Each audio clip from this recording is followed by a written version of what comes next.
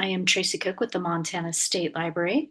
I am joined by Dan Clark and Ashley Kent, who work for the Local Government Center out of MSU. Many of you watching this video have probably attended their trainings.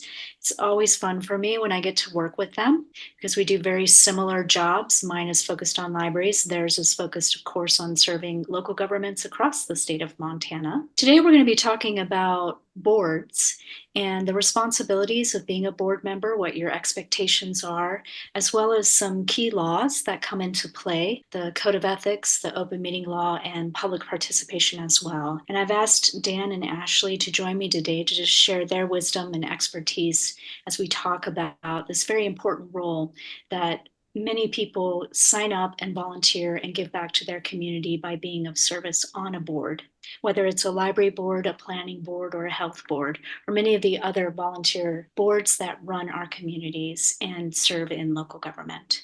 So thank you, Dan and Ashley, for joining me today. Thank you. Happy to be here. So people that serve on local government boards are invaluable.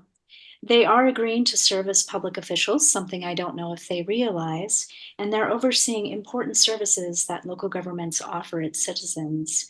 Will you please talk about what it means to be a public official and public servant and what the expectations are when someone agrees to serve on a board?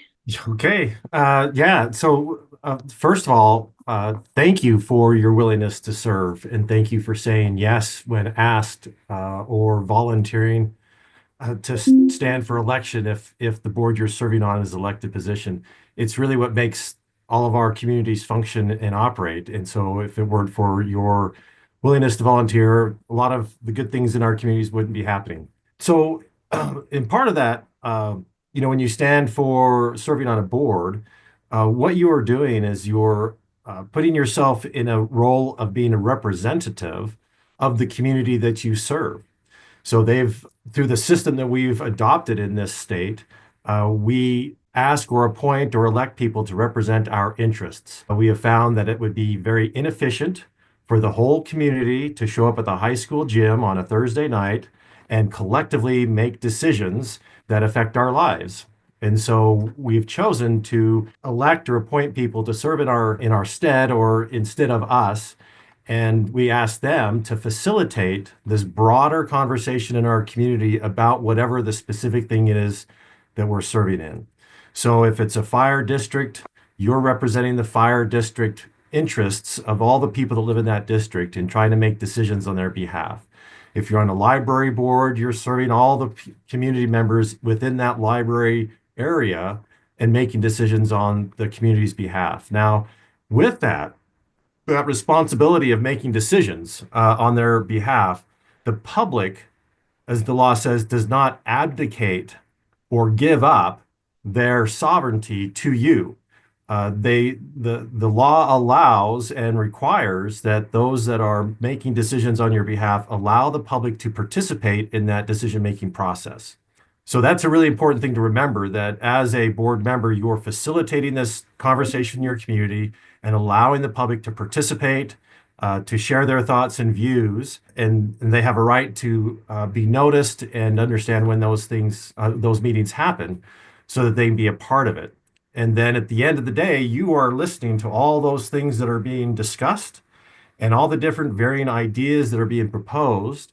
And as a board, you try to find some level of, so that your board finds that consensus and you make the decision on behalf of the community. So I think it's a really sacred honor that we have when we're serving in these roles, to allow the public to participate, and the importance of making those decisions on behalf of the citizens of your community. To add on to that theme of you are serving the citizens' interest, and it is still their word that is going to influence that policy. Beyond the differences in the open meeting laws, one of the fundamental differences in serving on a public board versus a nonprofit or private board is that it is not your service. It is still wholly the public's, and you are there to do their will, not the other way around. So if you have experience serving on a private board, that is a little bit of a shift that you have to kind of work through as you step into that public service role. And Dan mentioned that it is state law that we don't abdicate our right to participate, and that can be found in Title II, Chapter 3, statutes 23201.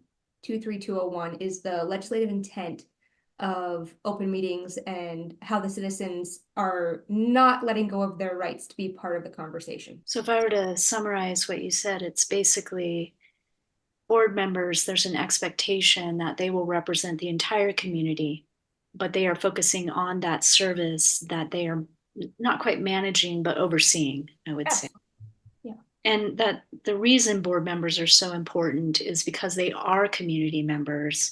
And so they are bringing that perspective. It's okay that they may not have the expertise with the particular running of the service. And there are trainings like this in your own that you offer face to face to talk about what it means to comply with the open meeting law and to include public participation. Yeah. Is there anything else you would like to add in terms of why it is so important to have these board members? I think you've summed it up really well. It's democracy in action, but is there anything else that you would like to share? Well, you kind of hinted to that in your recent comments. But I think it's also important as a board member to understand your role as a board member. And you kind of mentioned that there's this difference as a board member. You have a different role, and it's not to administer the day-to-day operations of whatever service that you're providing. So you're not administering or doing the day-to-day operations of, say, the fire district or the library or the weed district, but you're making the policies. And so you're facilitating and discussing the policies that then someone like the library director or the fire chief or the weed coordinator is the one that's doing the day-to-day operations, taking those policies that are adopted by the board and implementing them. And so that's just understanding the altitude that you're operating at, is that you're at that higher altitude, seeing the big picture and making those policies and decisions that provide the overall direction of that board. But not getting down to the micro level where you're in there, implementing those policies. That's a different role for a different person to function in that role. A final note from me is that local government, the reason that we're so passionate about it is local government is the level of government that most directly impacts the lives of your family, friends, and neighbors. How your roads look, how accessible your library is, what your fire protection is, what your water and sewer is like, if it's safe to go eat at restaurants, those are all local government functions. So I don't think we can overstate the value or importance of people stepping up to serve their neighbors and friends and family in the community in a way that most directly impacts them. Yeah, that's really well said. And I think it's very helpful, Dan, that you pointed out that board members are more administrative and overseeing, because I think most of us are used to doing, we're small business owners or we're employees and we're used to doing the things. And so perhaps one of the most intimidating parts of being on a board is that mind shift where you're doing the policy and the big picture work and you're representing your community, and how you do that and how that works is very helpful. I mean, it's very challenging to do. That's one of the reasons why I would encourage, when I'm talking about board members and expectations of them, is that understanding of that role, but also training and mentoring and working with others to just make that mind shift and to understand what it means to be more of the conversation and the thought and the thinking behind it and the representation of the community versus the doing as well. And Tracy, I would add that if you don't have any experience or training or understanding of what it means to be a public board member, that doesn't mean that you shouldn't step up if you're willing to give your time. That's why people like us, the LGC, the state library, that's why we are here, and that's what we do, is to help you be successful as you serve your community. Thank you for making that point. Yeah, because I think some really great people hesitate to step up to being a board member because they don't feel like they can do that job. And yet they often are the greatest people to have at the table. I would like to shift to the code of ethics because Dan mentioned this concept of it's a sacred honor and a sacred duty to be a board member because you are representing your community. And because of that, there is this need for public trust. And I know that the Montana Code Annotated really spells this out within the Code of Ethics. And I was wondering if you could talk about this as it relates to being a public official. What exactly does the law say about the Code of Ethics and what it means to be complying with that Code of Ethics going forward? Sure. I know this is Dan's favorite topic, so I will let him start it off. But for those of you who love to read statute, you can find the Code of Ethics in Title II, Chapter 2, Part 1 of the Montana Code. So 2-2- the ones. Yeah, and it's also most of the law that we have, and hopefully all the law that we have that governs the state and governs local governments, that provides that direction for us, it all stems from the Constitution. And in our Constitution, so in the Constitution, there is a statement in there that says we shall have a code of ethics that prohibits a conflict between one's public duty and their private interests. And so we want to make sure that there's a standard and at least some level of clarity when someone steps into the arena of public service, that they're not using that position that they have, that public position, to further their own personal interests. And so we want to make sure there's a separation between your public duty and your private interests. And so we've created a law that defines what those relationships might look like. And when it does trigger that there is a concern that your behavior or your role as a public servant is in direct conflict with your private interest. And that's why we've created this code of ethics. In the Montana Constitution, it's Article 13, General Provisions, Section 4, Code of Ethics. There we go. And this idea of public trust is really critical to the function of government. Really, government exists and functions because the public trusts the government to do its job. And as that trust erodes, then the ability for government to do and perform its function is compromised. And so one way to ensure that we don't erode that trust that people have in government is to make sure that what we're doing is in the best interest of the public and not using the government as my piggy bank or to manipulate the levers to enhance my economic or personal gain or benefit. And that really is a frustration for people when they see those that are supposed to be serving their best interest or the community's interests are really, have their fingers on or hands on the levers that are furthering their own personal interests. And so that's why I think in Montana we have created a code of ethics. And I'll tell you, other states don't have such a well-defined code of ethics. I've interacted and worked in other states, and I say, well, what does your code of ethics say? And they say, we don't have one. So it's up to each individual governing body to create their own code, which I think is nuts. So I like this, where we've all said as a state in our Constitution, we want to make sure we know where the line is for ethical behavior, and that we can hold people accountable for that.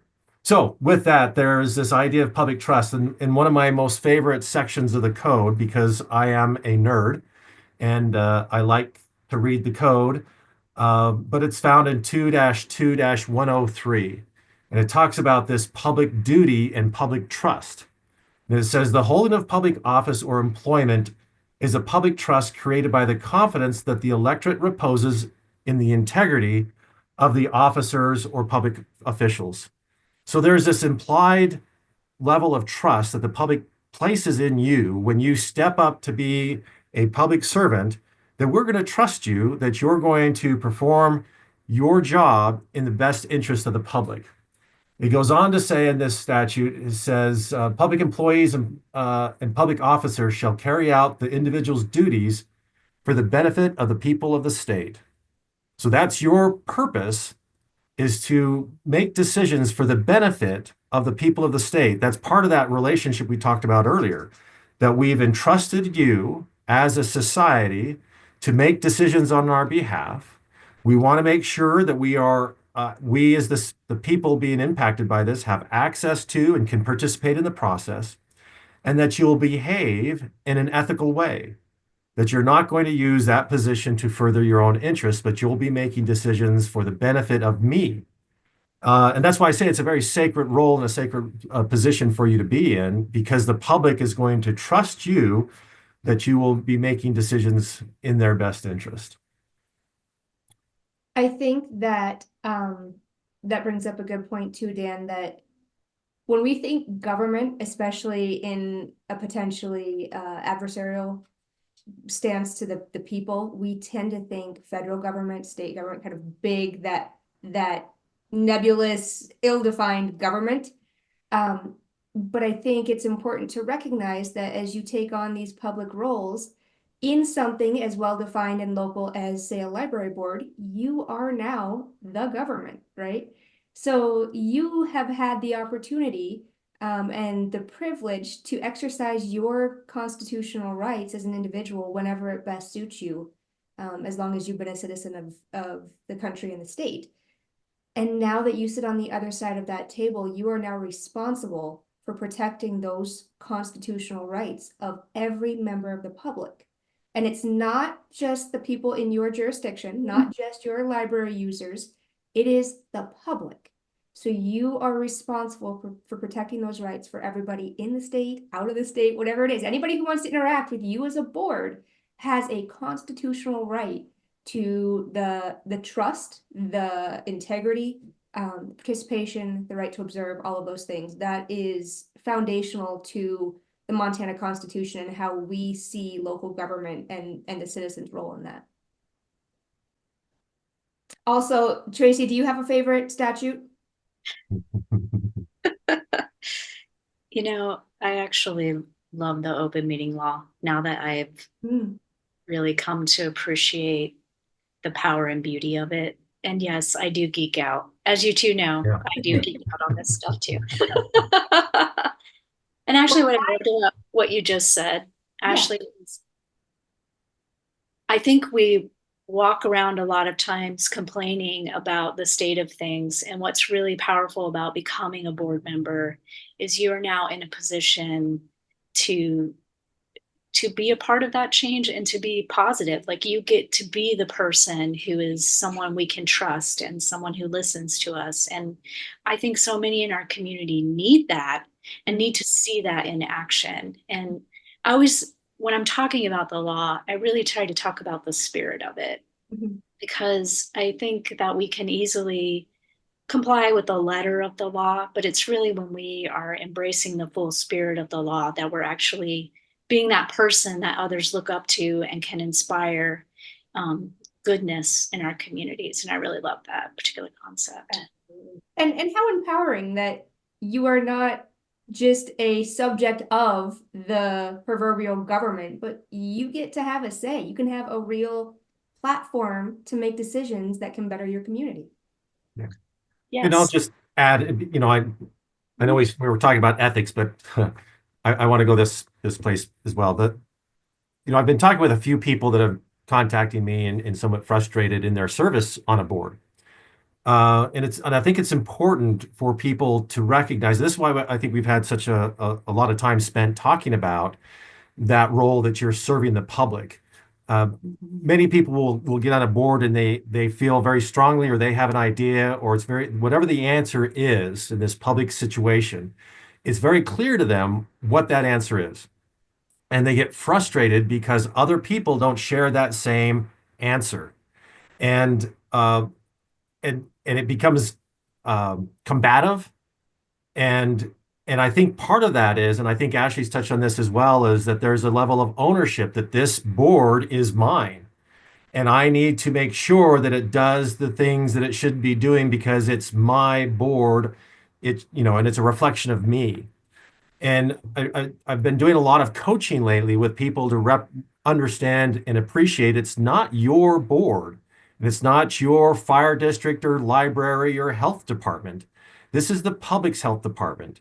And you have ideas, others have ideas, and you've got to be thinking about it's not about me, but I'm going to represent my ideas as well as listen to the public and listen to my colleagues or the other people on that board and try to find that consensus. What is it that we can decide on and we can find commonality to?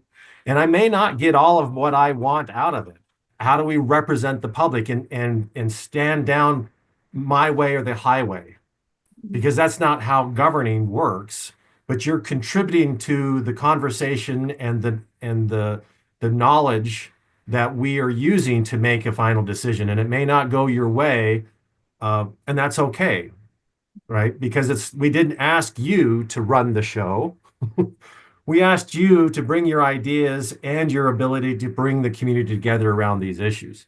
So I think I've just been, it came out in my mind because I've been doing a lot of coaching here with different board members, trying to help them understand that role so that they can not get so frustrated and just, well, it's not going my way. These people are, ill-advised, or they're, worse than that in their minds. But no, they're honest people coming from a different perspective. And that's why we bring a diversity of ideas and people representing the various aspects of our community together to try to find how do we serve this community for the better, for the best. Touch a little bit on one of the things that we tend to have a lot of conversations around is the idea that people get frustrated with the inefficiencies of local government and why don't they just run it like a business? Why are we not being more responsible with taxpayer dollars? Why does it take so long to make a decision?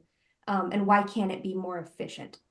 Dan, I know you had this conversation recently. You ready to go on that one? Oh yeah. So, government, we don't, government's not designed like a business. The purposes of government is not the same as the purpose of a business. A business typically has a transactional, particularly retail business, right? They have a transactional relationship with their customers. I provide you $1.89 and you give me a pack of M&Ms. Shout out to the Mars company. So, which this podcast is not sponsored by Mars Candy. Not yet, but we're hoping.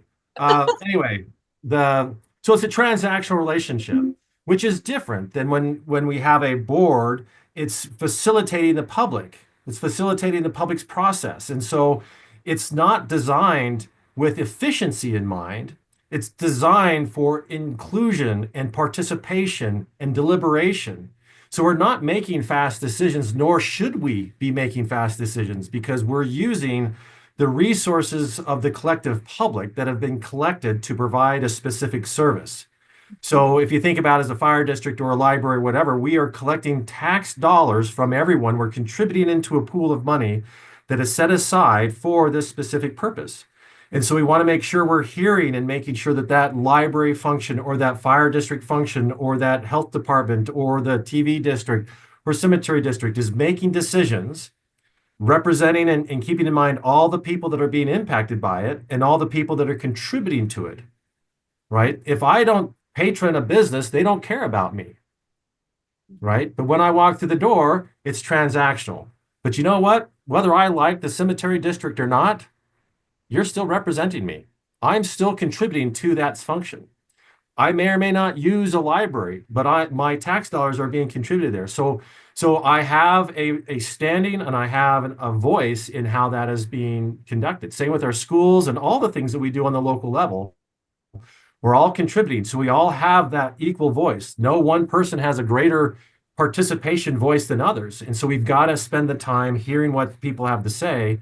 And that's why we have a noticing requirements. That's why we have public comment requirements, because people have that ability to participate. So the purpose of government is to facilitate this community conversation to make a decision collectively through a representative model, which is different than a business.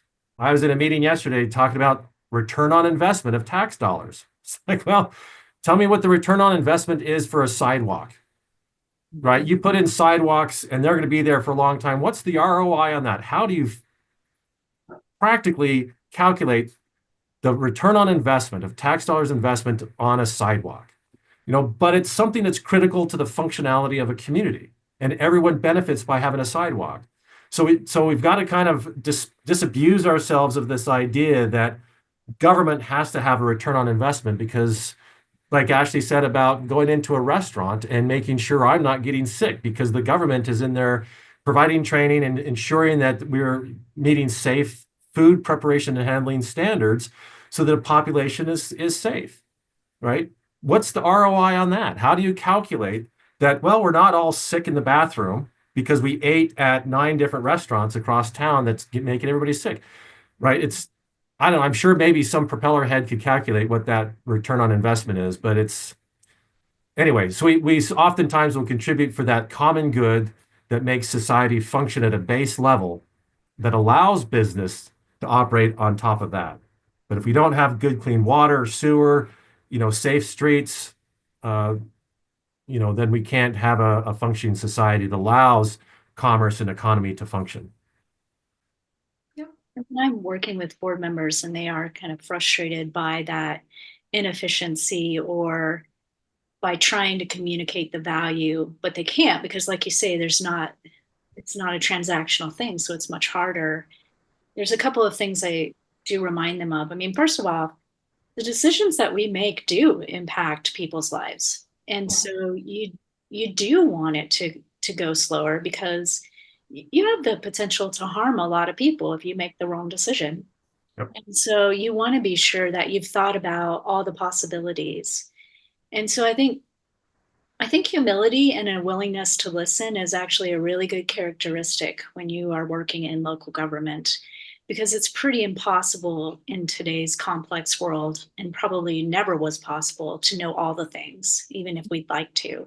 And so to be able to hear other people, particularly other viewpoints that may disagree with yours, can reveal something that we didn't think of that we need to include.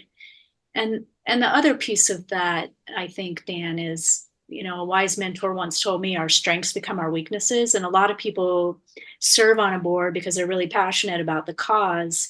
And that is a strength, but it becomes a weakness when it doesn't let us listen to other people. Yeah. And I think I would even take that even further to say that, well, a lot of times in our professional and private lives, we want to and are often expected to be the expert in something.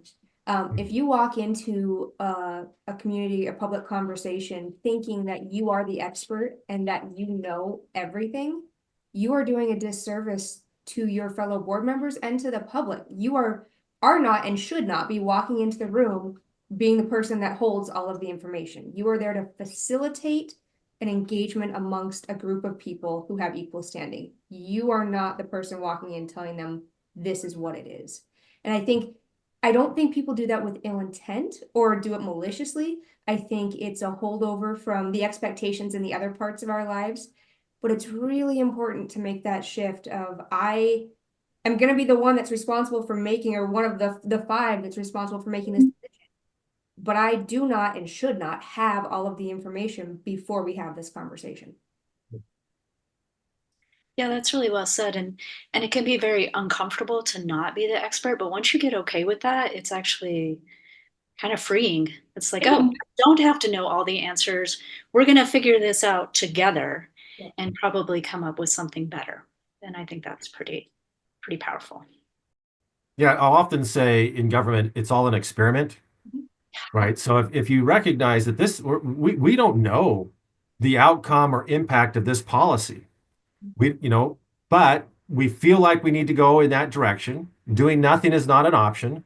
So we're going to have a conversation. We're going to get the best minds on the board. We're going to be talking about it. We want to hear what the public has to say. We'll do our best in framing out some sort of a solution we feel would be better than an alternative. And we're going to try it. We're going to adopt it. And if we're pragmatic in saying, well, so how is it working? We monitor that over time. And there's nothing to say we can't come back and tweak it and modify it.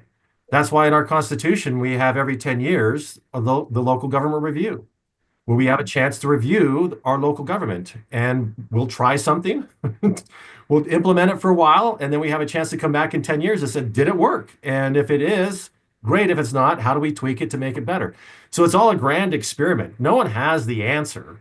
Right? There isn't really an answer. There's just a decision to be made, and then we try to get to the best outcome that we're hoping for. But if we move away from that right or wrong, then we can back away from that expert mentality that Ashley was talking about, that I don't have to be the expert, but we're gonna experiment. We're gonna take what people have to say, and you may even think that the decision, yeah, I don't think this is gonna work, but this is what's acceptable. This is what we can get by. This is what the public's willing to accept. All right, this is the best we can do. It's not the ideal, but it's the best we can do, and we'll try it. There's a lot of policies that we make. If you think around our communities, we're making, yeah, it's probably not the best decision, but it's an acceptable decision, right? So if the public is willing to accept it, my fellow board members are willing to accept it. It's not going to give us the exact thing we want, but it's going to get pretty close. And maybe over time, they might get used to that decision and realize, okay, we can go a little bit further. Part of it's that trust building. I don't trust taking big steps. Let's just take a lot of little steps, right? So this is the slow, ponderous.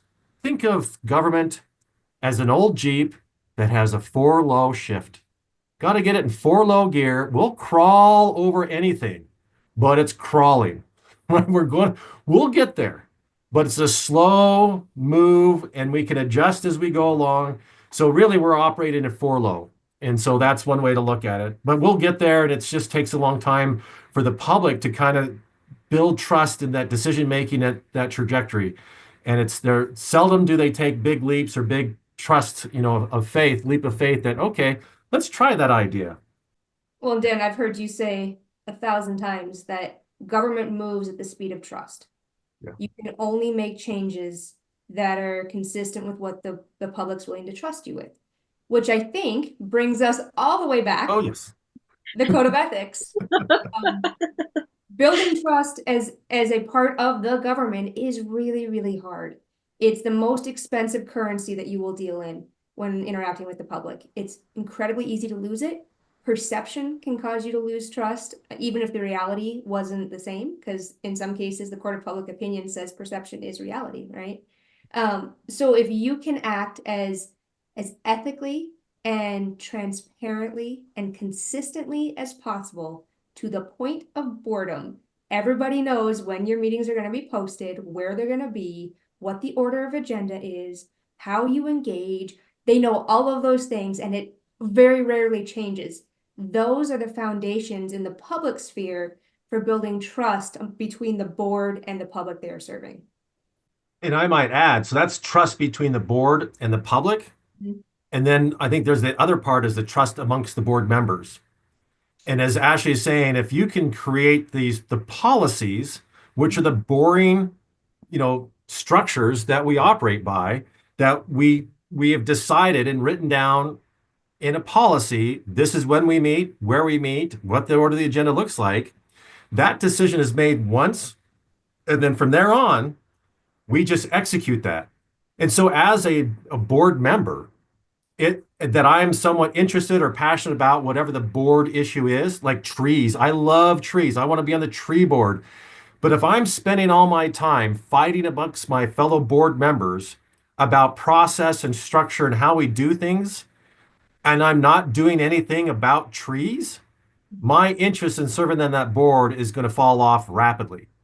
Mhm. And so the more we can create a standardized function that we all agree with, then it's easier for us to just execute the process of meeting and deciding. And then my focus and my volunteer energy can be placed on the reason why I'm on the board. It's the library, it's the trees, it's the firefighting, whatever that issue is, my energy is put in that place, not spent churning through the variations of what we could be doing, and the hide the ball type things that sometimes happen on boards that they. So that's why Ashley and I spend a lot of time working with boards around the state, trying to standardize the process, make the decision, put it in a policy. It's something that as board members turn over time, the consistency and continuity of that board operations is the same. Mhm. And for people that are looking to volunteer, it's much easier for them to see a functioning board saying, okay, I can see my willingness, I'd be more willing to serve on that board when they're functioning at a high level, because they have a well-defined process. And then it gives them all their time to think about the important work of that particular board, and they can be impactful. And it will draw people to service on that board or service in general when they see a high functioning government apparatus. But when it's dysfunctioning out there, people are like, why would I want to? There's way too much Netflix to watch for me to have to peel off and go sit down at, the fire hall or the water center or whatever to have a board meeting. I'd rather just sit here and watch another rerun of whatever on Netflix. So if we're competing with all those other things in the world for community service, the more we can do to make it accessible and it looks like it's functioning and that people's energy is on the positive rather than the functionality, I think that's a real win for us in our communities. So what you're talking about is bylaws and rules of procedure, right? That is And exactly what I'm talking about. highly encourage that and think there's true inherent value in that. It's also required. 2-3-103 says each agency shall develop procedures for permitting and encouraging the public to participate prior to final action that is of significant interest to the public. We have been doing this too long when you know that whole thing in your head. But what that means is that you need to have bylaws. They need to be clear about when and how the public can participate prior to those final actions, and consistency and transparency are the building blocks of that participation. And I think we would be remiss if we didn't talk about what we find in our work is there's kind of two sides of the coin or complementary processes. You have to have the structure that comes with the bylaws and rules of procedure, but you also need to have a strategic vision.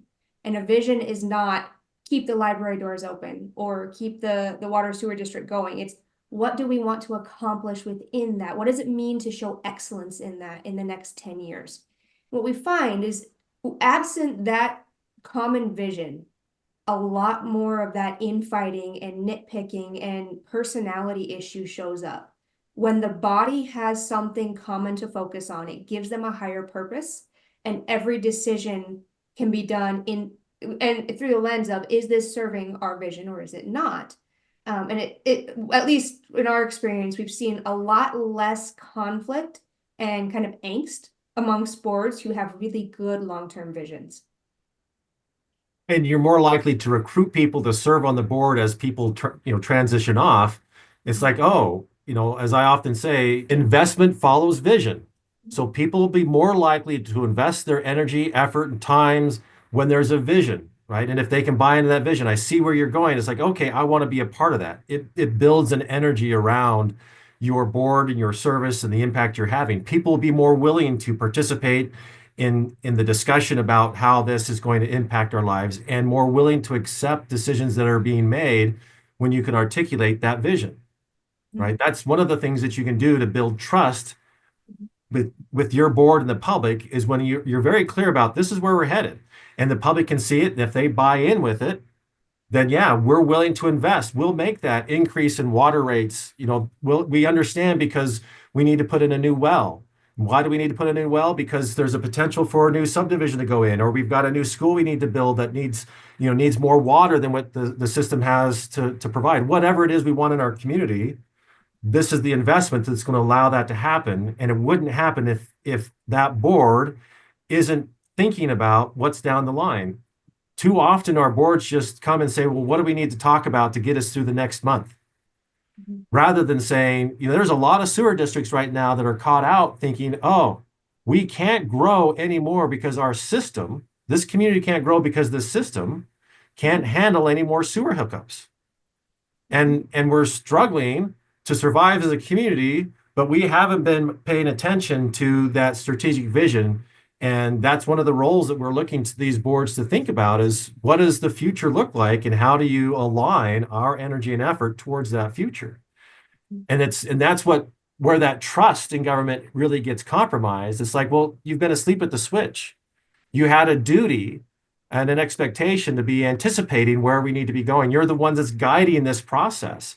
And now you've let us down. And now it's going to be very expensive or very time consuming or whatever because we weren't doing our duty. We were just maintaining, which isn't what we want from a board, just maintaining what do we need to do to keep the lights on for the next 30 days until we meet again.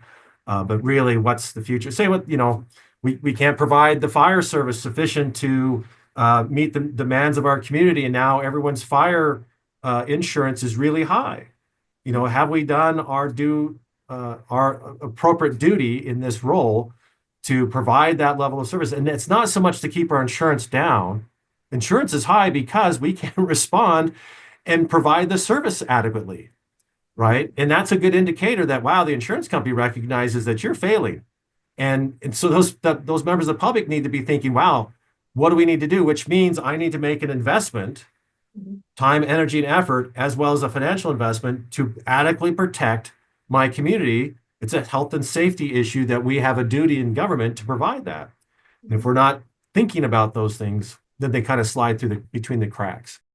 Yeah. I think on that funding note and thinking about, say, libraries in particular, there are several libraries who are funded through their own mills, right? So they have dedicated mills just to fund them. And while we know that nobody wants to see property taxes go up, right? Like nobody gets their tax bill and says, yes, it went up again this year. But I think it's really important to recognize that if we expect the same level of service, not even growth, just the same level of service from our local service providers, in this case, the local governments, we can't ask them to keep up with the cost of doing business that the rest of us deal with based on a budget that they had 5 or 10 or 15 years ago because they haven't asked for a new mill since 2002. So, well, yeah, we don't want to see more taxes on our property tax bill, but is it worth the service? So if you are willing to lose the current level of service, we're going to see that decrease or potentially go away altogether, then yeah, you can vote no for it.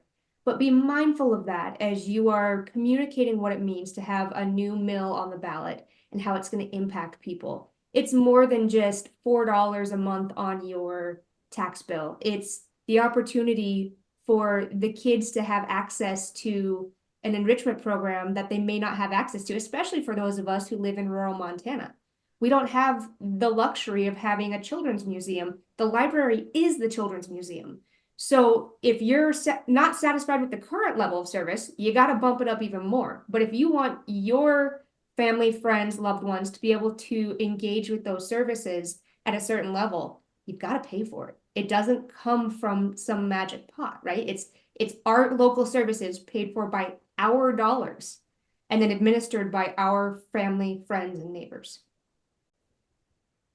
Yeah, and I think as you talk about the public trust for boards, to me, we're getting into the nuances of the code of ethics because at its heart, while the code of ethics may say you should not personally benefit, I think what you're getting at is a much higher level of ethics, which is an obligation to watch out for our community members and to make decisions that are in their best interest. And when I'm working with boards myself and talking to them about services in the future and so forth, you know, one thing I would say, and I think both of you have touched on this when you've talked about community members who are pushing back against a decision, is that it needs to be clear that the board really is centering the community on whatever that decision is. Like ethically, that's who you should be thinking about.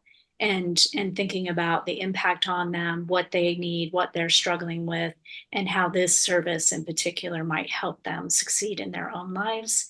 Yeah. And so a lot of times when I see boards do that, it takes longer, which I know is frustrating for them.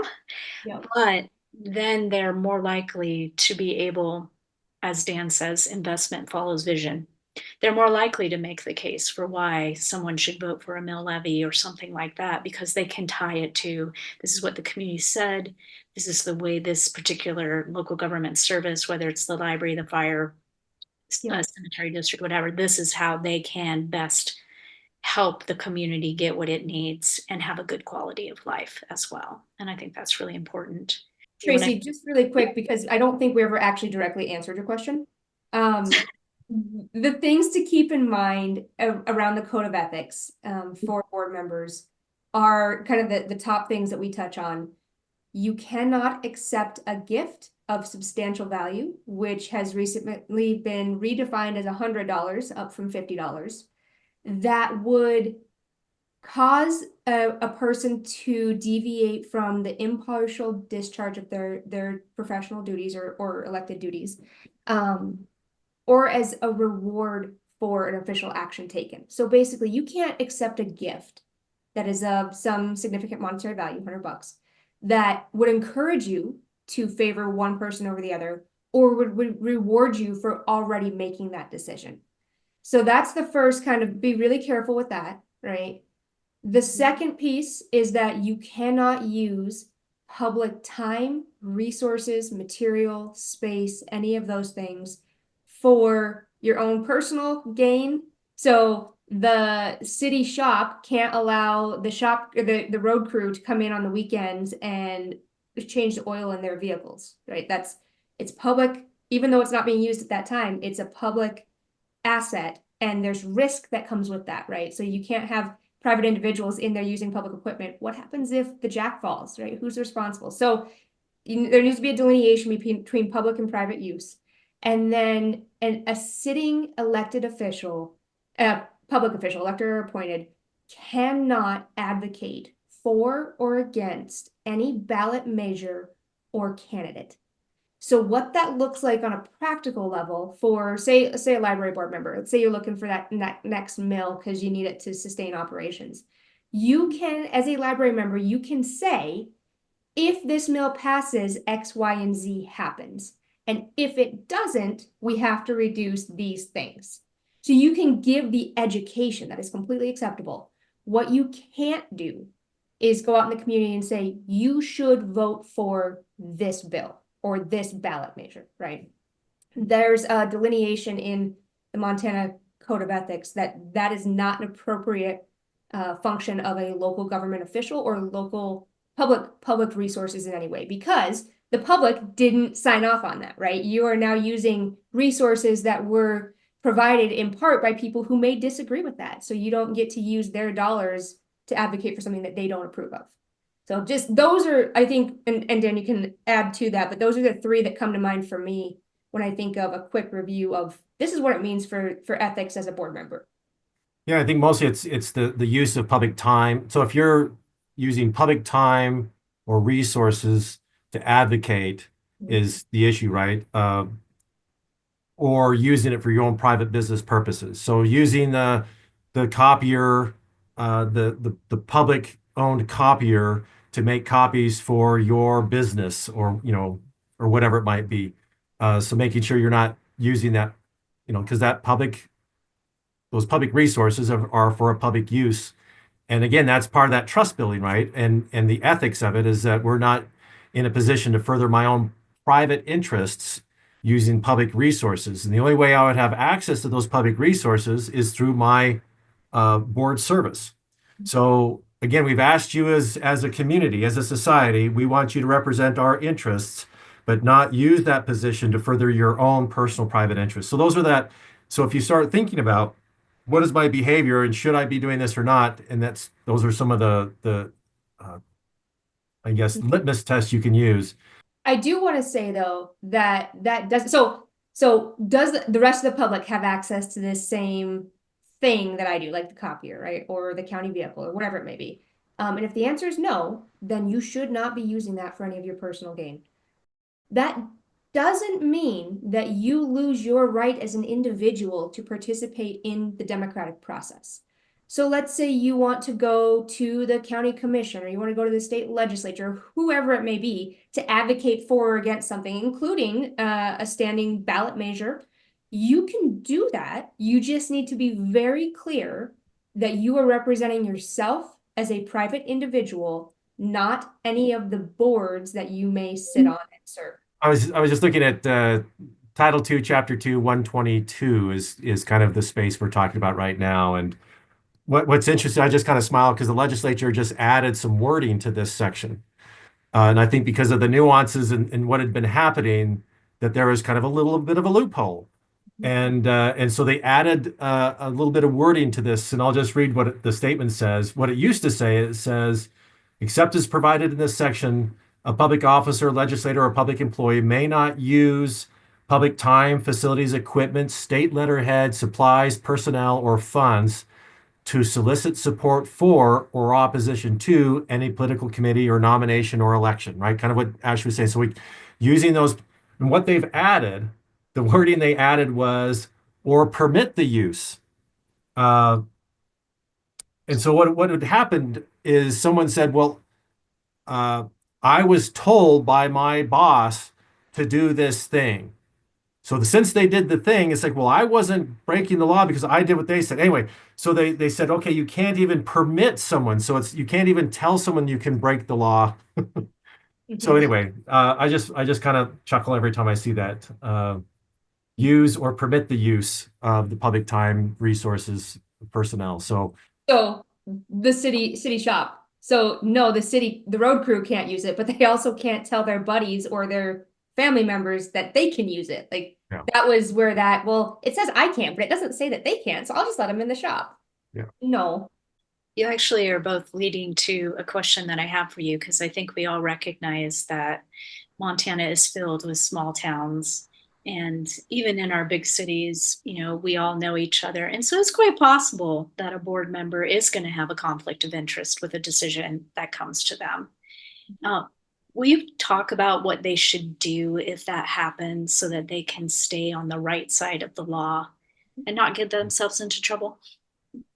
Yeah, so in the law, maybe I'll find it here in a second. It talks about and it contemplates this issue that ethics is a complicated issue, and and it may appear in what it says here. What is So it says the law in 2-2-101, it says the provisions of this part, right, the code of ethics, recognizes that some actions are conflicts per se between public duty and private interest, while other actions may or may not pose such conflicts depending upon the surrounding circumstances. So this is one of those things. It's that when we talk about ethics, we'll often title the presentation "The Gray of Ethics," because there's a lot of grayness. There is some very bright lines, and then there's this gray area in the middle, and that's when they talk about it may be a conflict per se, or based on the extenuating circumstance or what's going on, might really help us understand whether it's a, a legally defined conflict of interest or violation of the code of ethics, or if it's a perception of a violation. And so when we talk to people about this, we talk about the big E of ethics and the little e, or this lowercase e of ethics. The big E of ethics is clearly, it's $100. You gave me $100 check to make this decision. That's a big E thing. But a little e thing might be more nuanced, and it may be the appearance that there's a conflict, but it's not a legally defined conflict. No one feels good about it, but it's not against the law. And in some cases, if you don't do it, you might violate some other aspect of the law. So if you want an example, we'll we'll use a public works director in a community. This is, so these are we've changed the names to protect the guilty. There's a public works director, for example, who has a live-in girlfriend. This is dealing with the nepotism law, right? Which is another part of the code of ethics. So the idea that I can't bestow, the law says bestow patronage or employment to a relative within a certain degree, right? So great, great, great, great grandparents, I can hire them all day long if they're around, because they're outside of this circle of what they call consanguinity, or relationship by blood or by marriage. And so we have this. So clearly in the language, right? This public works director has a live-in girlfriend, so they're not married. So there's not this, and this person has skills and they can perform jobs in the public works department. And so when they have a vacancy, the living girlfriend applies, is the best candidate for the job. But everyone in town says, well, that's not right because that's nepotism. They're living together. But the law doesn't just differentiate living together. That says you have to be married. If they were married, then that person wouldn't be eligible for that position, because, or that person wouldn't be able to hire them because they're within the degree of affinity or relationship by marriage.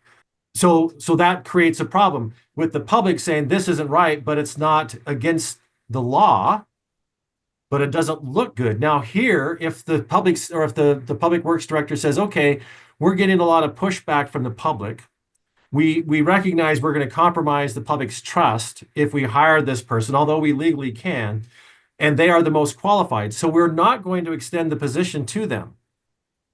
Now, the problem with that is that individual who didn't get employed, they also are protected, right? We have a protection based on marital status. You cannot discriminate against a person because of marital status. And since they're not married, that their status of not being married is what they're being discriminated against. Because you're not married to me and you're the most qualified, the public doesn't want me to hire you. So what's effectively happened is now we violated this person's, we've discriminated against them, which they might have a claim against the city saying, look, you didn't hire me because I'm not married.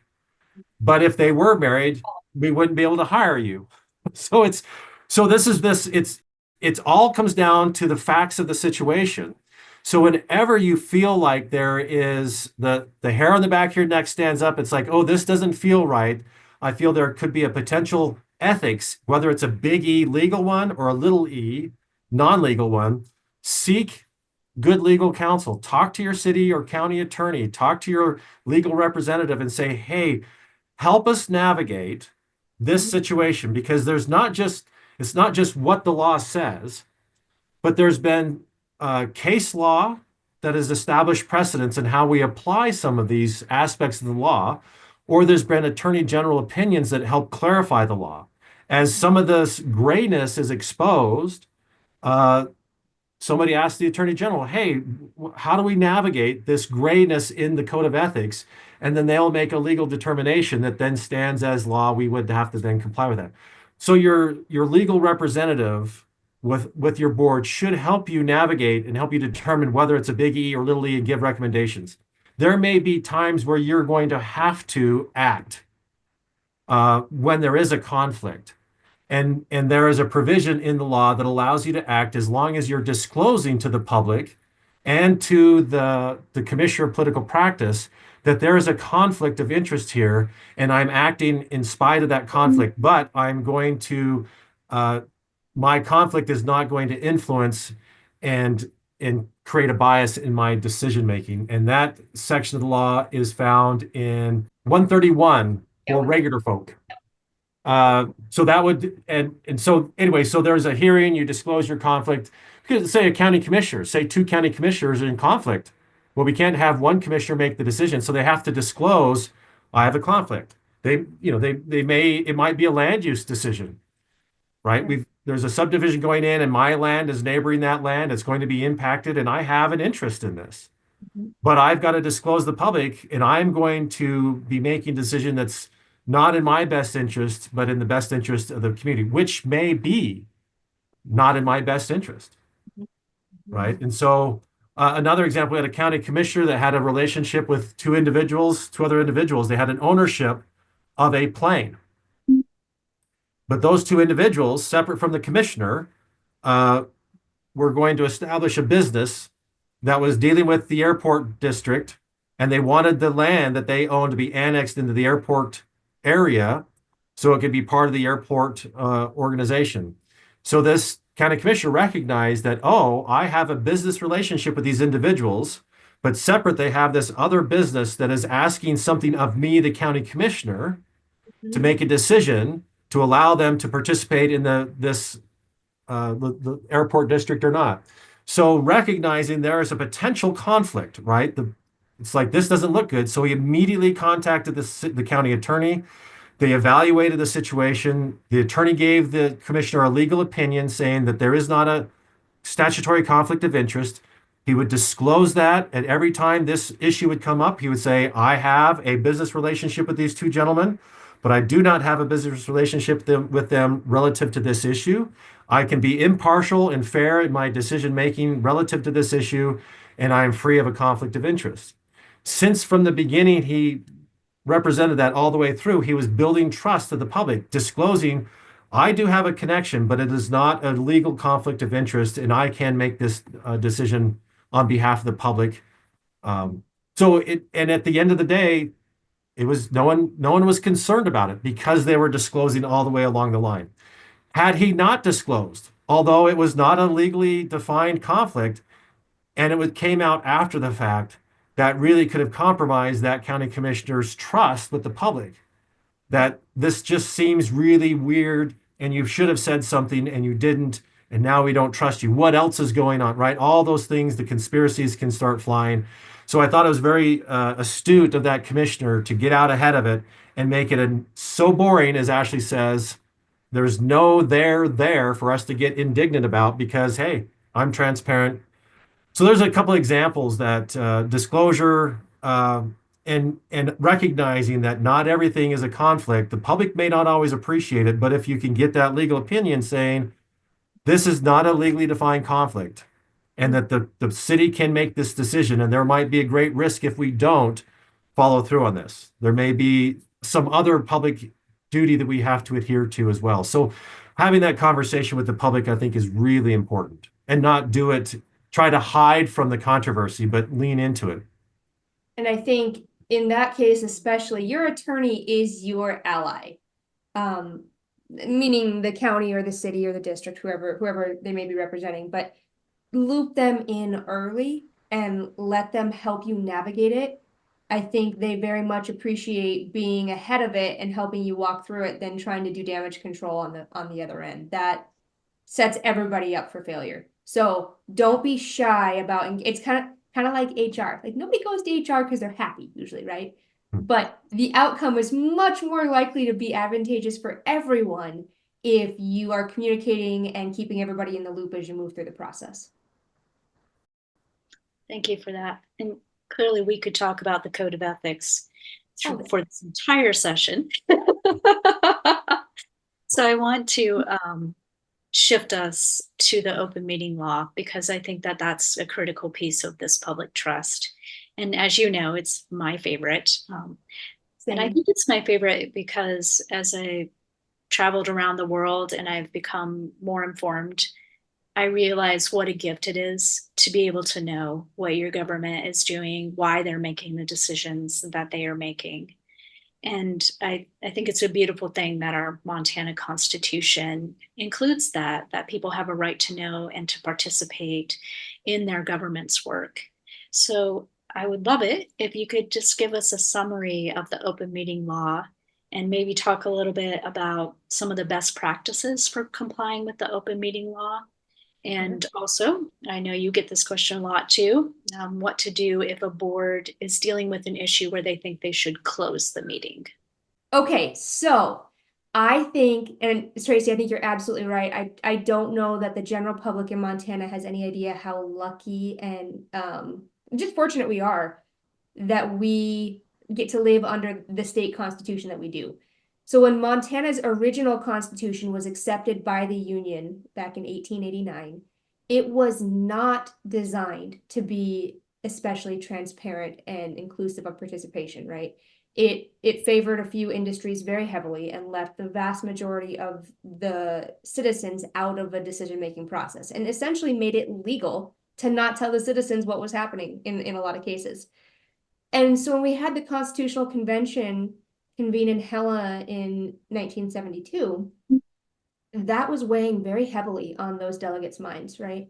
And so they said, we want to be very intentional about putting the power of government in the hands of the people, the citizens, not in a structure, not in some kind of layer inside the government. It's for the people, and the government's here to serve the people. And that was memorialized with our constitutional rights. I love teaching open meeting laws because in the very beginning, I get to ask people about what are your constitutional rights? And almost everyone knows about your federal rights. Very often I find people who don't know that we have a separate set of state constitutional rights, right? And in Montana, because of that history of how we got to the 1972 convention, we have memorialized the right to know, so the right to know and observe. We get to see public record documents and we get to observe public deliberation with very few exceptions, and the right to participate. Not only do we get to listen in, but we get to have a voice. We have a constitutional right to have a voice before decisions are made, because it's not the county's government, it's not the city's government, it's the people's government, and they're there administering it for the people. I just think it is beautifully done, and an elegant kind of transition from Constitution big picture down to how does this look in practice. And I think if you understand that background, it makes the requirements that sometimes feel onerous and unproductive, makes them make sense. And it makes it easier to put in that effort to comply with what the law says, not just because somebody said you have to do this, right? So it's really in the spirit of putting that responsibility and that decision-making authority in the hands of the people. So the right to participate, the right to know and observe, and the right to privacy. Those are the three Montana constitutional rights that impact the work that we do the most. And the right to privacy comes in when we talk about the exceptions, the times when you can close an open meeting. So that's how we start most of our board trainings, is let's talk about where all of this comes from. It's not just because somebody sat in a room and made it up. This was a very intentional, deliberative process. Okay. And I'll just add to that, right? When we have in the Constitution this right of the people, there is an obligation on the other side for the government, then it creates a duty. Mhm. So there's a duty for the government to ensure that that right is honored. And that's why then when we get to this 23103, is that then talks about the duty of government on what we should do to ensure we're meeting the rights of the public. Mhm. So with that transition, back to Ash. So if you think big picture, 30,000 foot view is the Constitution, then I think, and Tracy, I think we are kindred spirits on this, 23103 is, in my opinion, one of the most important statutes in the code, at least in terms of local government operations, because if you understand the intent of 23103, everything else is just guide for how to make it happen. It's the bridge between the Constitution and, okay, what does this look like when we're sitting in our meeting? 23103 says that each agency shall develop procedures for permitting and encouraging the public to participate in agency decisions that are of significant interest to the public. So you have to have some kind of bylaws, structure, rules of procedure that says, not only are you welcome to come and observe this meeting, you are encouraged to participate. And here's how we are going to encourage you, right? And then it says, you have to allow that, you have to encourage that, and you have to give them enough time to digest what you're going to talk about before you get there. So each agency must ensure adequate notice and assist the public in participation prior to final action, right? So you've heard Dan say several times, there's some gray in the law. This is the perfect example of gray in the law. What is significant public interest and what is adequate notice? People could have a ton of different opinions on that, right? This is an example of a time where the local governments, the citizens went to the Attorney General and said, hey, we need you to clarify. And this is when Missouri was the Attorney General, and he did a bunch of research, and he came back and said 48 hours is the minimum amount of time that a meeting needs to be noticed to meet that adequate notice standard. And significant public interest is anything more than a ministerial act, which means anything that takes any kind of discretion to make a legislative decision, a policy decision, that's significant public interest. And who gets to decide that? It's the public. It's not the board, right? It's the public's right, not the board's right. So err on the side of transparency. You will not find 48 hours in statute, but the AG opinion holds the same weight. It's clarified the statute, right? So you have to have bylaws, you have to notice a meeting 48 hours ahead of time. You have to now, as of the last legislative session, you have to post that meeting notice on either the local newspaper's website, if they will allow you to do it free of cost, or on your local agency's website or social media page. I would encourage you, if you have a legacy practice of posting around the community, say at the library, the post office, the courthouse, the school, wherever it may be, if you have historically posted agendas in those areas, continue to do so, because a lot of people don't think to look online first. But as we transition more and more into a very digital age, the statutes were updated to kind of reflect that need for people to find information online. So now it needs to be posted online. The last part of 103 that's important, you have to allow public participation before any decision, but you also have to allow public participation at every public meeting. You need to give them the option to participate, to comment on anything that is not on the agenda, but under the jurisdiction of that body. So this gives the public the opportunity to bring up items and have discussions and bring it to the awareness of the public without the gatekeeping process that could be put in place by the local government if the public didn't have that right.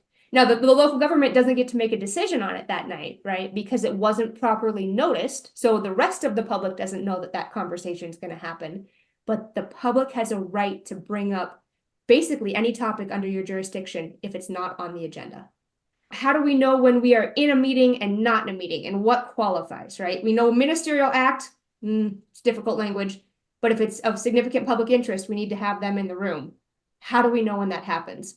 Dan does a great job with this 6 elements of a public meeting, so I'll kick it back over. Yeah, so there's 6 things that have to happen in order for you to have a legal meeting. And if so, they are a quorum is present, and a quorum is half plus 1 of the governing body. So if you're a 5-member board, anytime 3 of you are together, that's a quorum. The next thing is it's got to be properly noticed. The agenda needs to be properly noticed. You have to have an agenda. You need to allow public comment. Minutes need to be taken. And anytime a quorum is hearing something within their jurisdiction or discussing something in their jurisdiction or taking action on something in their jurisdiction. So you can find that in, what is it, 203, 202? That defines a meeting. So hear, discuss, or act is what the language the legislature uses, which means or is an important word. Any one of those 3 things, if that happens with a quorum, you're having a meeting. And if it's not noticed, if it's not minutes being taken, if public's not commenting, it's not a legal meeting. And anytime you're connected as a quorum, either electronically or in person. So if you're emailing back and forth with a quorum, discussing something within your jurisdiction, you are having a meeting that the public has a right to observe, public has a right to comment on, right? And right now, there's no way for us to conduct a legal meeting via text, via email, via Instagram chat, whatever. You can do it through Zoom, right? We can have a link go out, right? We did that through the pandemic. So we effectively met that way electronically. So we can do it that way. But we met all of that criteria in order to have a legal meeting via electronically. So we can either do it like we're having this discussion now electronically or in person. So that's the key. Quorum, hearing, discussing, or acting, those things are happening, then the other stuff needs to be done. So you just need to avoid those situations or not be emailing back and forth discussing stuff. Now, the question is, well, that's not efficient. Exactly. Because it's not designed for your convenience. It's designed for the public to be facilitated and have these conversations. So if you're cutting them out, and here's the thing, you've heard the phrase that watching legislation being created is like watching sausage being made. It's really ugly and not something that's pleasant, but at the end of the day, it's something that's enjoyable, right? So in Montana, just think that we have a constitutional right to observe the legislative sausage being made. We need to see all the spices and all the things being included in there. And we have an opportunity to comment, say, no, no, no, no, that's too much pepper. Oh, that's not enough cayenne. Whatever's going on, we have the ability to participate in that sausage making, not only to observe it happening, but to participate in the recipe building of that sausage. So once you understand that constitutional right, as Ashley was talking about, it's easier for you as a board to say, okay, yeah, let's embrace this and do it this way. It makes it a lot easier. Why it's created the way it is, and it's not just as a means to make it inconvenient for you, because it is inconvenient for you. It's intended to be inconvenient for you because it's not about you, it's about the public. And Go what ahead. about if on that 5-member board, 2 of them meet up at the coffee shop and they have a conversation about something under their jurisdiction? Is that a problem? That's two citizens hanging out talking about something important in the community. A third board member walks up. Now things have changed, right? Either we stop talking about the library or stop talking about the fire district, right? We stop talking about it, or somebody gets up and says, I'm going to go get more coffee, right? So always maintain two members, but not once you get three, you need to stop talking about that.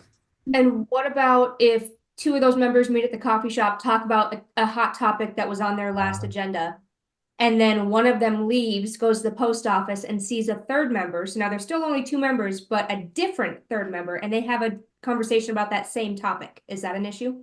So if they say, hey, I just got done talking to Bob and this is what he said, what do you think? Right now we're what they call a rolling meeting or a walking meeting, where you're circumventing the quorum, but you're having the discussions and you're developing the iterative process, right? You're creating sausage, you're adding spices as you go through that process. And so there have been communities that have been where city council members have been removed from office because they created a walking quorum where they went to each individual council member asking them to read and sign a document and then presenting that. And so right, here's the one thing to quickly think about. As an individual board member, you have no power.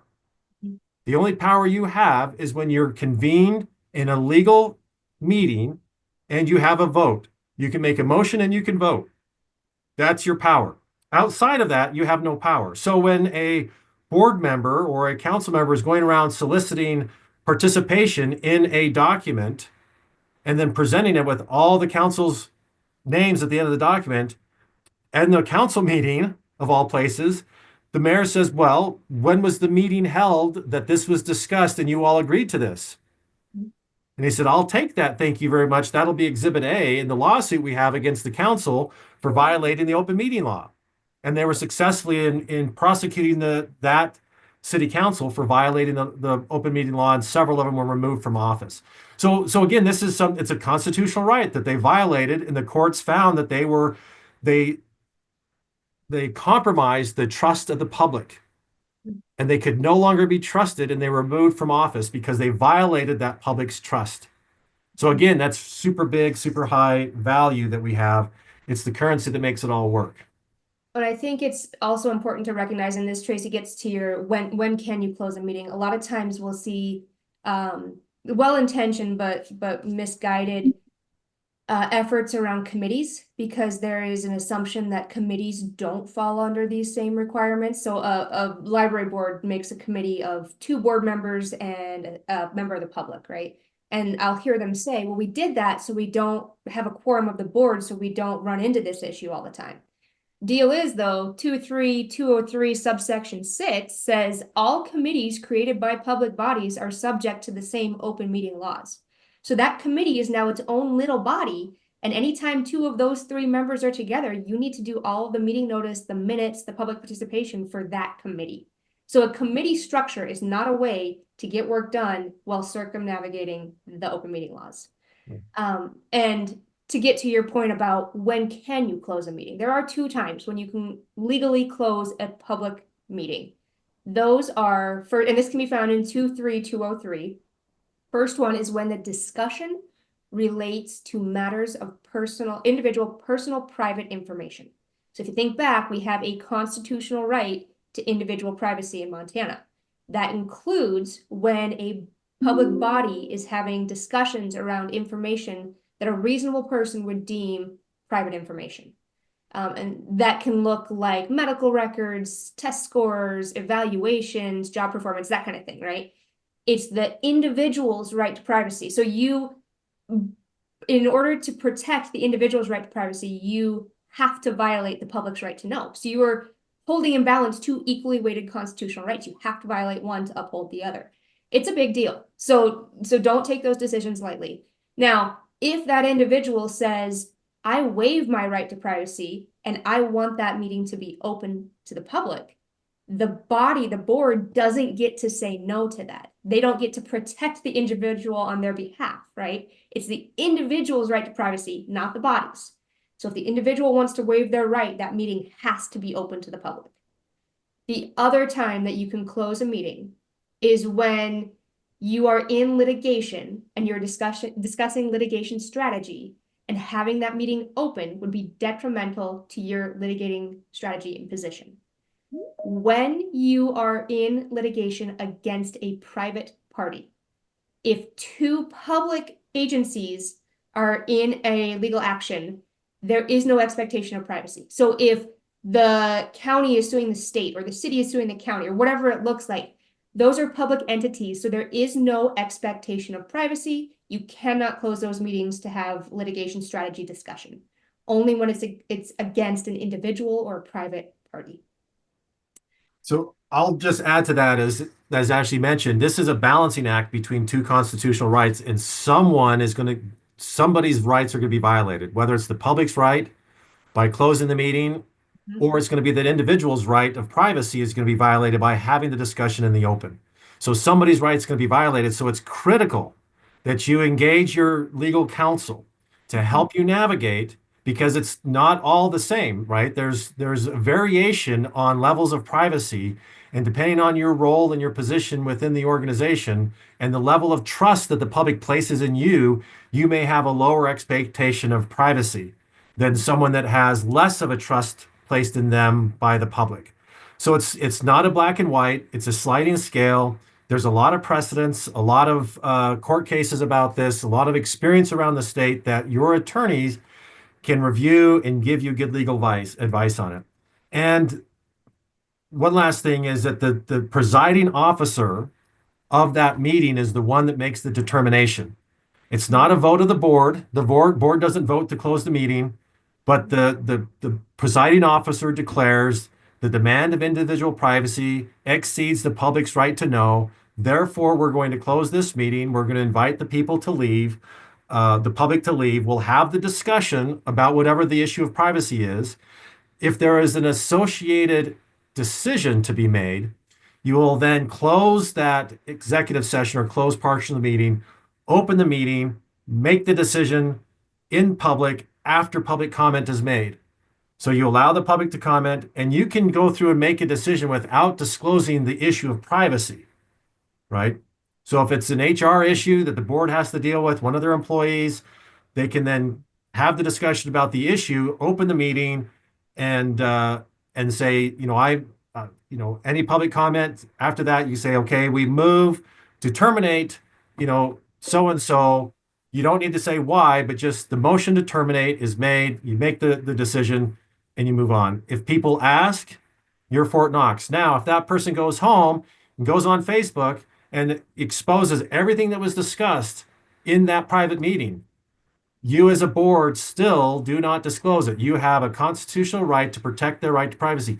They're managing their right how they choose. You can't say, oh, well, since they disclosed it, now I can talk about it. That's not the case. And until they sign a paper waiving their right to privacy, then you can disclose it. So just be clear, again, seek legal counsel to navigate that. Let them manage their privacy. But as far as you're concerned, you're not going to expose it or talk about it. And that meeting, that portion of the closed portion of the meeting needs to have minutes taken. Separate minutes. Separate minutes. They're not part of the main public minutes. So keep them separate and have them filed with your attorney. And they're not to be disclosed outside of the organization except with a court order, right? So if the press comes and says, I want to see the minutes of that meeting, and your attorney says, no, they are to be held in confidence, they would have to go get a court order to be able to break that, the seal of confidentiality. So anyway, we can operationalize and talk how that works, how to get those approved if that's important, or at another time. Well, I want to thank you both, because that was a really excellent summary of the open meeting law and closing and the importance of it, and how the sausage making is what builds public trust.